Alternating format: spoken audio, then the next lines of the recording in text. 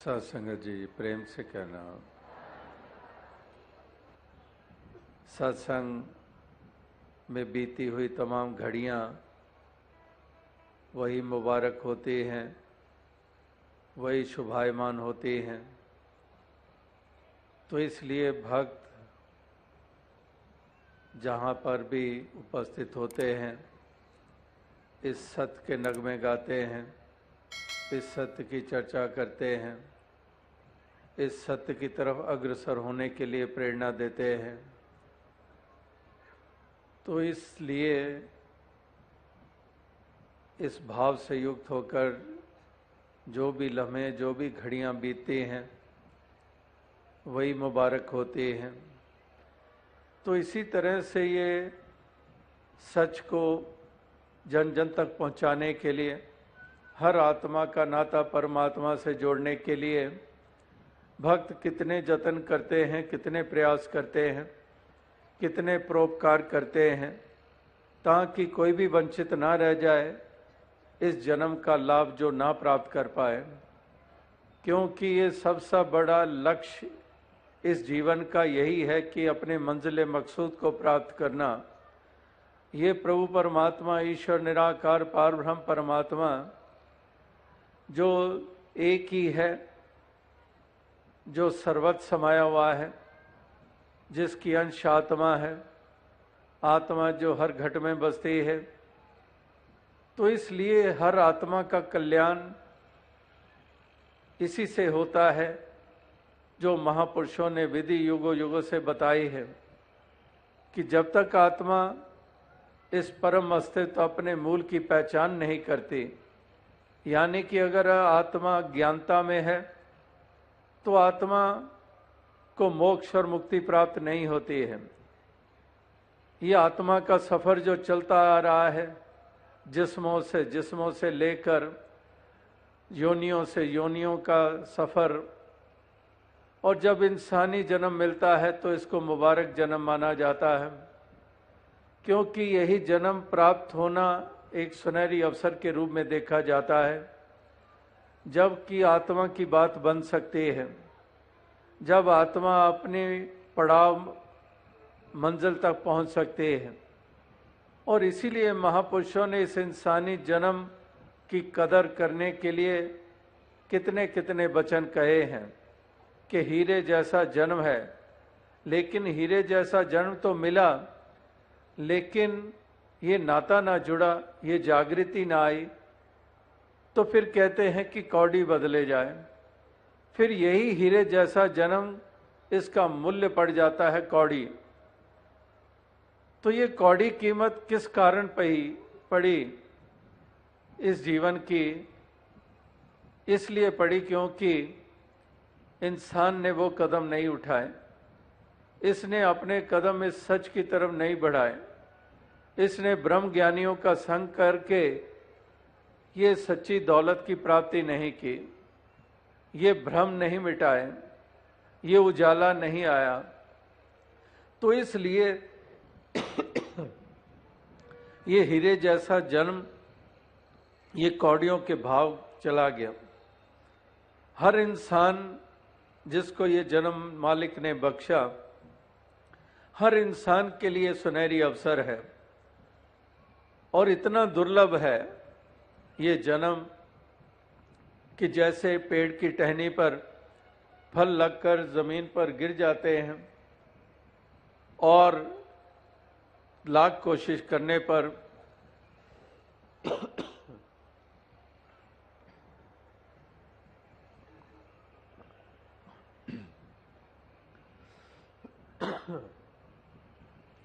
लाख कोशिश करने पर भी उसको फिर से नहीं लगा सकते हैं।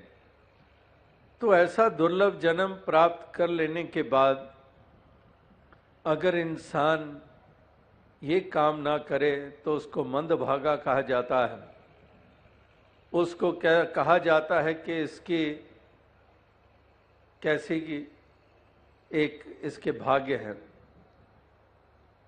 तो ये भाग्य भी बनते हैं इसी मायने से कि जो सबसे दुर्लभ है उस जन्म को पाकर और फिर जो इस सत्य ये परमात्मा ईश्वर, इसकी प्राप्ति हो जानी, तो इससे उत्तम भाग्य किसके हो सकेंगे। दुनिया में भाग्यों की परिभाषा यही है कि दौलत आ जाए तो ऊंचे भाग्य है, संतान आज्ञाकारी हो जाए, या जिसके संतान नहीं है संतान हो जाए तो वो बड़े भाग्य वाला है, उसका बिजनेस चल निकले, अच्छी नौकरी मिल जाए, शरीर रिष्ट पुष्ट रहे। तो ये पैमाना है हमारा कि ये सब कुछ अगर है तो ऊंचे भाग्य हैं। लेकिन इसमें कोई शक नहीं कि इस जीवन को जीते हुए, शरीर में रहते हुए इनकी भी अहमियत है। लेकिन सबसे उत्तम भाग्य उसी के माने गए हैं जो इंसानी जन्म को पाकर अपने मूल की पहचान कर लेता है, जो इस मालिक खालिक को जान लेता है, जो आत्मा के भ्रम मिट जाते हैं। आत्मा जो जन्मों जन्मों से शरीरों में आ आके अपने आप को शरीरी मान बैठी है। हम सब में जो चेतन सत्ता है वो आत्मा के रूप में है लेकिन कभी भी हमें वो आत्म भाव नहीं पैदा हुआ हमारा। हमने जब भी सोचा शरीर के तल पे सोचा, और शरीर के साथ जुड़े हुए कौम, जाति, भाषाएं, संस्कृतियां, काला गोरा, पगड़ी टोपी, इसी तक ही हमारी हमेशा सोच रही।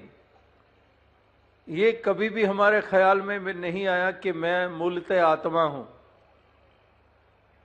और इसीलिए आज संसार में जो बखेड़े देख रहे हैं वो आत्म तल तक नहीं है।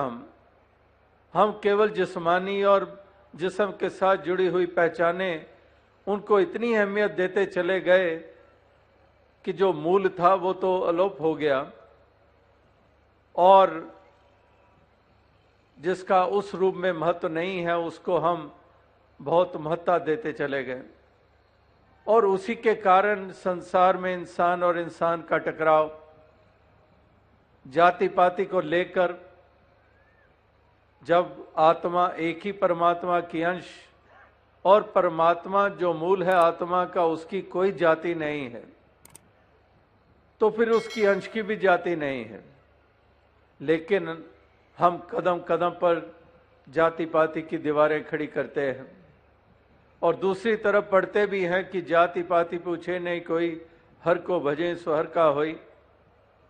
जिस जाति का अभिमान करता है इंसान, उसको भी कबीर जी जैसे भक्तों ने कह दिया कि जाति का गर्व मत कर मूर्ख गवारा, इस गर्व ते उपजे बहुत विकारा।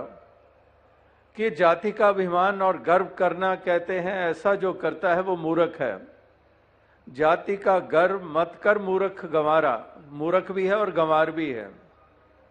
ये उन्होंने कीमत डाली है उनकी, जो जाति पाति के नाम पर अभिमान भी करते हैं और जुल्म भी करते हैं।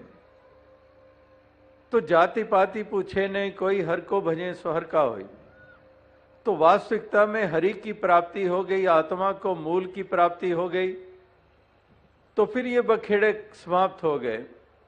फिर असल पहचान मिल गई, फिर असल बोध हो गया, जिसको सेल्फ रियलाइजेशन कहते हैं। जो सेल्फ है हमारा असली अस्तित्व, द ट्रू सेल्फ। ये ट्रू सेल्फ जो कहा अंग्रेजी में कि हमारी असली पहचान, वो हमारी उस नूर के रूप में है, उस आत्मा के रूप में है, जिसके बारे में कहा कि एक नूर है सबके अंदर, नर है चाहे नारी है, ब्राह्मण क्षत्रिय वैश्य हरिजन एक ही खलकत सारी है। कि एक नूर ते सब जग उपजा, कौन भले को मंदे, लोगा भरम न भूलो भाई, खालक खलक खलक में खालक, पूर्यो सर्व थाई। यानी कि वो नूर जो है वो हमारी असली पहचान है। तो ये बाकी के हमारे लबादे, ये बाकी के हमारे बाहरी रूप, ये हमारी संस्कृतियां और कौमें और नस्लें इत्यादि, इससे हम ऊपर उठ जाते हैं, मज़हब मिल्लत से ऊपर उठ जाते हैं। अब मजहब की भी दीवारें नहीं रहती हैं, क्योंकि जैसे जाति के सवाल, इसी तरह से मज़हब मिल्लत के सवाल, मेरा राम तेरा अल्लाह, मेरा अल्लाह तेरा राम, और इस प्रकार से हम इसके कारण भी उलझते चले गए।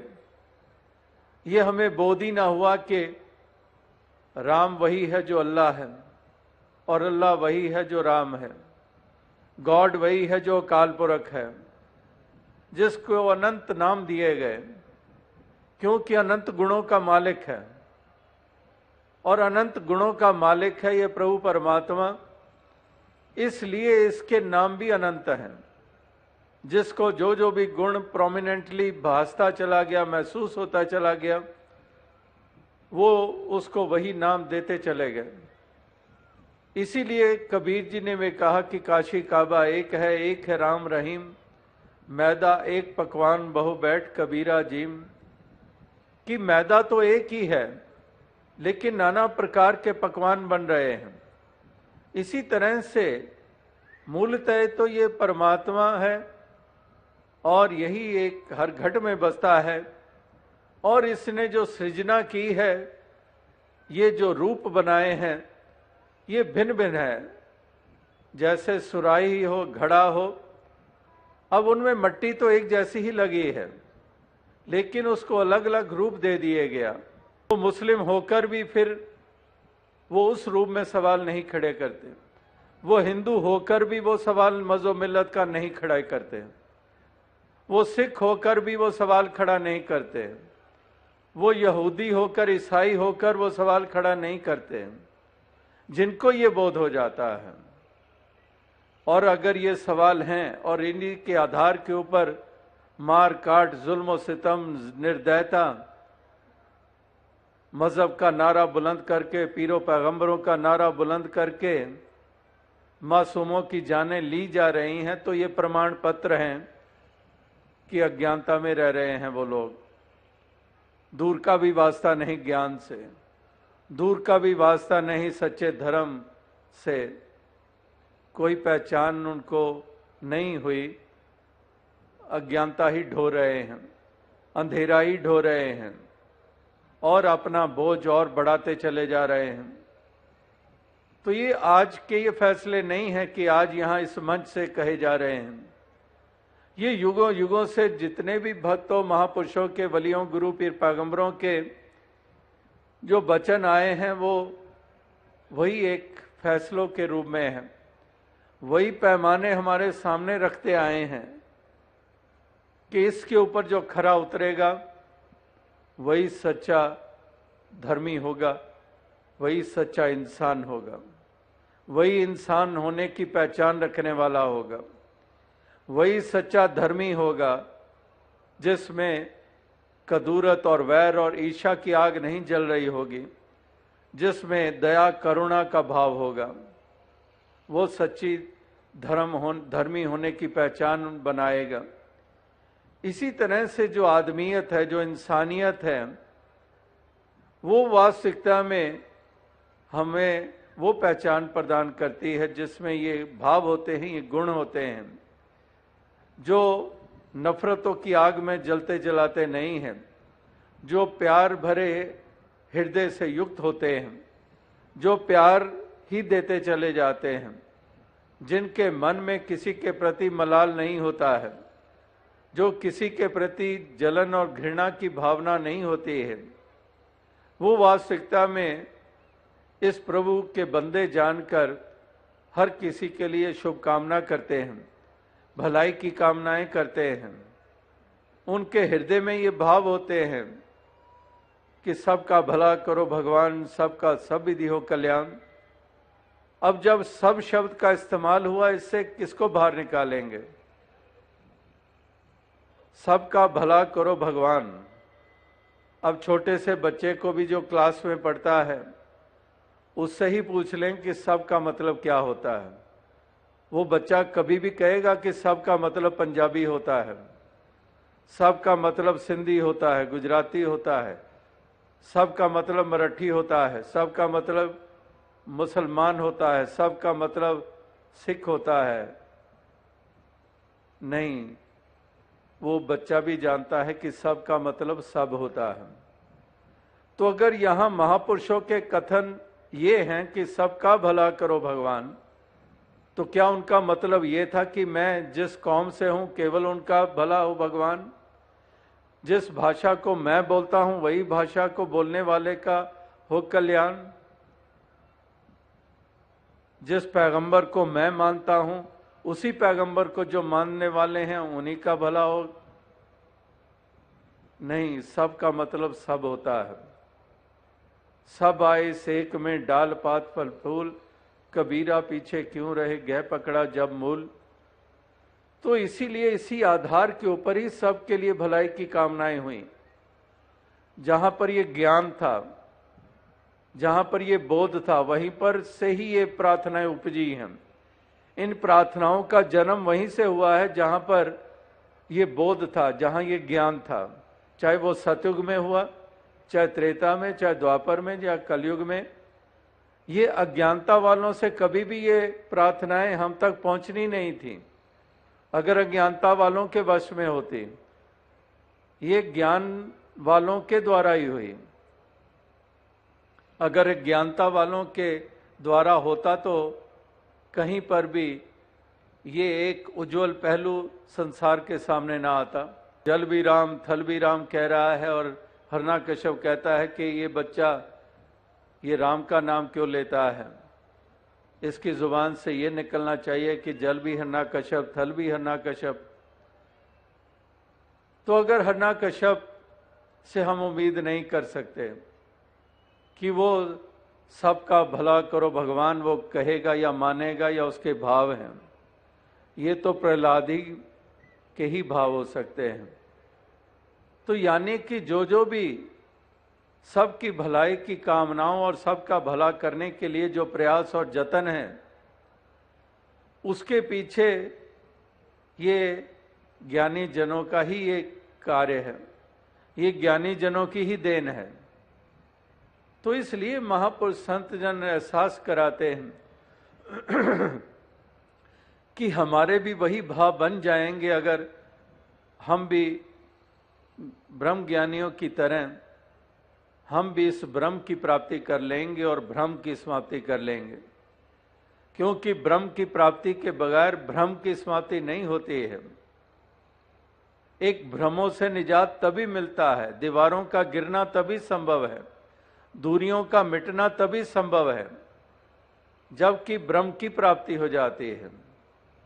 तो यहां पर भी आज छोटे छोटे बच्चे भी बोले और वो भी डंके की चोट पर कह रहे हैं कि हमें ये प्राप्ति हुई है, ये ब्रह्म की प्राप्ति हुई है, हमने ये जाना है, जिससे हम अनजान थे इसको जाना है,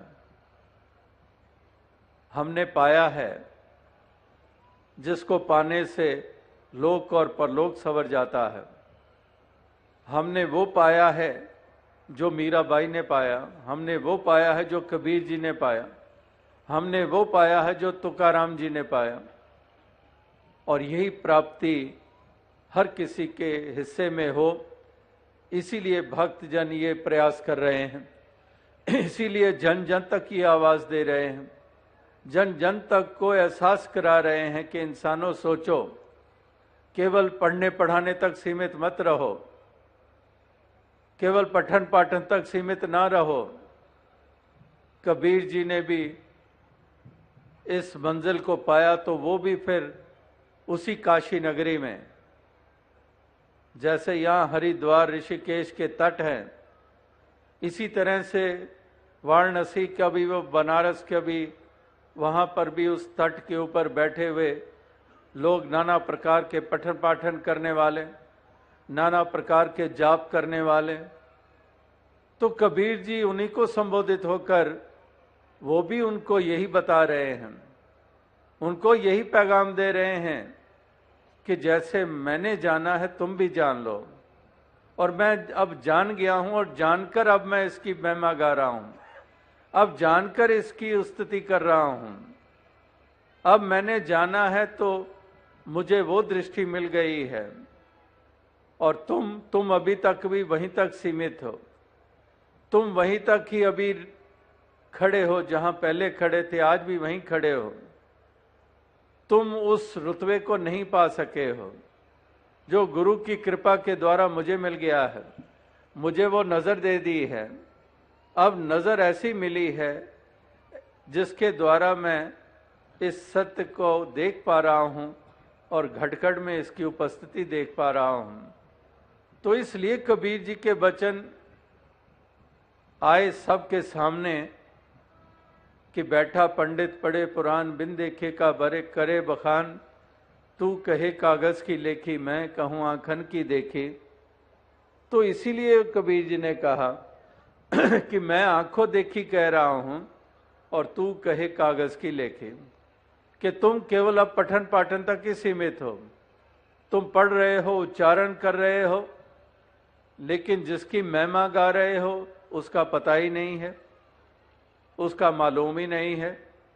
उसको सीमित किए बैठे हो, उसको आसमानों के ऊपर मान रहे हो, उसको किसी गुफा कंदरा में सीमित कर रहे हो जो असीम है, यानी कि तुम्हें वो बोध ही नहीं है। तो तू कहे कागज की लेखी, मैं कहूँ आंखन की देखी। बात वही है कि पठन पाठन में कमी नहीं है, जापों में कमी नहीं है, लेकिन अगर उसके साथ बोध नहीं जुड़ा तो फिर इंसान अज्ञानता में ही रहता है। उसकी हालत वही होती है जैसे तोते की मिसाल हमने अरसे से सुनी है कि एक तोते, उनकी जुबान पर कि शिकारी आएगा, जाल बिछाएगा, हमें फंसाना चाहेगा, हम नहीं फंसेंगे, और यही उन्होंने मुहारनी सीख ली और बोलते चले जा रहे हैं। और शिकारी जाल कंधे पे उठाए हुआ उनकी तरफ आया और उसके कानों में आवाज़ पड़ी तोतों की कि शिकारी आएगा, जाल बिछाएगा, हमें फंसाना चाहेगा, हम नहीं फंसेंगे। ये सुनकर शिकारी मायूस हो गया कि मेरा गुजरान कैसे होगा, तो वो वापस लौटने लगा तो उसको ख्याल आया कि इतनी दूर चल के आया हूँ घर से, तो ये तो सारे तोते अब पढ़ लिख गए हैं, तो शायद कोई अनपढ़ आ ही जाए। और उसने जाल बिछा दिया, दाने बिखेर दिए। अब तोते वही बोल रहे हैं कि शिकारी आएगा, जाल बिछाएगा, हमें फंसाना चाहेगा, हम नहीं फंसेंगे। ये कहते हुए ठीक जाल के ऊपर आकर बैठते हैं, दाने चुनने लग पड़ते हैं और एक ही झटके में छलांग लगाकर शिकारी उन सब तोतों को उस जाल में बांध लेता है और कंधे पे रख कर जा रहा है घर की तरफ। और उसी कंधे में से लटके हुए जाल में तोते अब भी बोले जा रहे हैं कि शिकारी आएगा, जाल बिछाएगा, हमें फंसाना चाहेगा, हम नहीं फंसेंगे। यानी कि वहां पर केवल मुहारनी थी, केवल शब्द थे उन तोतों के पास, उनको कोई बोध नहीं था। तो वही बात कबीर जी ने भी देखी कि ये केवल शब्दों तक सीमित रह गए हैं, उसमें कोई कसर नहीं छोड़ रहे हैं लेकिन प्रभु का नाम ले रहे हैं, प्रभु की पहचान नहीं। अल्लाह का नाम ले रहे हैं, अल्लाह की पहचान नहीं। तो इसीलिए ये दीवारें खड़ी करते हैं, इसीलिए दरारें पैदा करते हैं, इसीलिए मन में दूसरे के प्रति घृणा का भाव रखते हैं, इसीलिए हिंसक हो जाते हैं छोटी सी बात को लेकर, क्योंकि इनको बोध नहीं है। तो ये कहां पर इनका छुटकारा होगा? तोतों की तरह कहां छुटकारा होगा? ये तो निश्चय ही जाल में बंधेंगे ही बंधेंगे, कोई छुटकारा नहीं। ऐसों की आत्मा किसी का भी छुटकारा नहीं है, इनको तो दोजक की आग में जलना ही जलना होगा। ये नियम है, ये उसूल हैं, युगों युगों से बने हुए हैं। तो इसलिए पार उतारा उन्हीं का हुआ, सतयुग में भी, त्रेता में भी, द्वापर में भी, कलयुग में भी। जिनको ये बोध हुआ, जिन्होंने ये सत्य को इसके असली रूप में जाना, उनकी ही दीवारें गिरी, उन्हीं की दूरियां मिटी, वही भाईचारे की भावना को से युक्त होकर भाईचारे को बढ़ावा देने में लग गए, वही दूसरों को गले लगाते चले गए। तमाम सवालों को एक तरफ रखकर केवल और केवल एक इंसानों वाली दृष्टि से देखते हुए कि ये मेरे ही मालिक के बंदे हैं, ये खुदा के परिवार का अंग है, मैं भी उसी परिवार का अंग हूँ तो इसलिए वहाँ पर अपनेपन का भाव मजबूत हुआ, वहाँ पर एक दूसरे को दुत्कारने के भाव समाप्त हुए। और जब ये ऐसी स्थिति बन गई कि जहाँ पर अपनेपन का भाव पैदा हो गया है, वहाँ पर अब बेगानेपन का भाव नहीं रहा है, वहाँ पर अब फिर नफरत का भाव भी नहीं रहा, अब रह गया क्या, केवल प्यार रह गया। और प्यार ही तो महापुरुषों संतों ने कहा कि प्यार ही प्यार हम करते चले जाएं। ढाई आखर प्रेम का पढ़े सो पंडित होए, कि ये प्यार की ही करने के लिए ही महापुरुषों ने प्रेरित किया है कि हम प्रेम से रहें, हम प्यार करें। भाईचारा असल में वही होता है जहाँ प्रेम है, यानी कि ये प्रेम हर हृदय में बसे, तभी वो प्रेम की गंगा बहाने वाले बन जाते हैं। और जिनको ये अवस्था नहीं मिलती वो खून की नदियां बहाने वाले बन जाते हैं। तो जिसके हृदय में प्रेम होता है वो हितकारी होता है, वो हित का भाव रखता है, वो दया और करुणा वाला होता है। तो इसलिए महापुरुष कहते हैं कि हम भी ये प्यार का पाठ पढ़ लें, हम भी ये प्रभु जिसको प्यार का ही रूप माना गया है, जो प्यार का स्रोत मुजस्समा है, इसीलिए हमने वो पंक्तियां बालपन की अवस्था से सुनी है कि love is God, God is love, कि परमात्मा प्यार का रूप है। तो इसलिए जिन प्रेम कियो तिन ही प्रपायो, तो इसलिए ये प्रेम करते चले जाएं, ये प्यार करने का सलीका आता चला जाए। वैर, ईर्ष्या और घृणा, तशद्दुद और जुल्म और सितम का दामन छोड़ते चले जाएं, मानवता और इंसानियत का दामन पकड़ते चले जाएं और सब प्रेम प्यार का ये जहान बसाते चले जाएं और एक गुलजार खिलाते चले जाएं। प्यार के बगैर ये संभव ना होगा, इस सत्य से नाता जोड़े बगैर संभव ना होगा। अगर हम जन्नत का रूप धरती पे देखना चाहते हैं तो वाकई ही ये कदम उठाने होंगे, ये जागृति प्राप्त करनी होगी, ये नाता जोड़ना होगा, ये बोध हासिल करना होगा और इस कदर इस जीवन की शोभा बनानी होगी, इस जीवन का सही मायनों में लाभ उठाना होगा। तो दास और अधिक शब्दों का सहारा नहीं लेगा क्योंकि समय काफ़ी हो चुका है, रात्रि का वक्त है और आपने भी अपने अपने घरों को पहुंचना और अनेकों जिम्मेदारियां निभानी होती हैं गृहस्थियों ने। और यहाँ इस पंडाल तक पहुँचने तक रास्ते में भी देखा कहाँ कहाँ बसें और गाड़ियाँ खड़ी हैं और एकदम से गाड़ियाँ निकलनी होती हैं और ट्रैफिक भी हो जाता है। तो इसलिए शब्दों का विराम देते हुए दास साहब से इजाज़त चाहेगा, वरना शब्द तो शाम से ही चल रहे हैं जब से सत्संग का आरंभ हुआ है और जो पहले भी संदेश गीत कविता व्याख्यान के रूप में दिए गए वो कोई कम अहमियत वाले नहीं थे। तो इसलिए दास और ज़्यादा शब्दों का सहारा नहीं लेगा, इन्हीं शब्दों से आपसे इजाज़त चाहेगा और दातार कृपा करे आप सभी को भक्ति करने की शक्ति दे। इसी तरह से इंसानियत की डगर पर चलते चले जाएं, अंधकार को मिटाते चले जाएं। साध संगत जी धन्यवाद।